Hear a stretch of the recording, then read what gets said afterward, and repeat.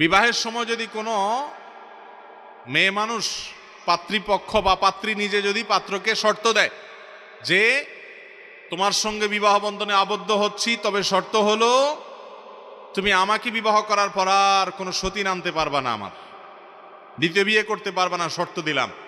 স্বামী যদি সেই শর্ত মেনে বিয়ে করে, যে ঠিক আছে শর্ত মানলাম, এই শর্ত যদি মেনে বিয়ে করে, তাহলে স্বামী পরে আর বিয়ে করতে পারবে কি না?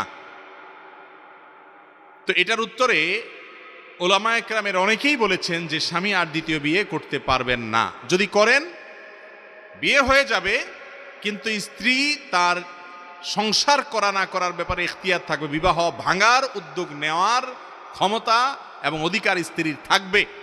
অর্থাৎ স্ত্রী স্বামীর কাছ থেকে তালাক চাইতে পারেন এবং যথাযথ নিয়মে বিবাহ ভঙ্গের জন্য উদ্যোগী হতে পারেন, অধিকার তার থাকবে, কারণ তিনি শর্ত দিয়েছেন।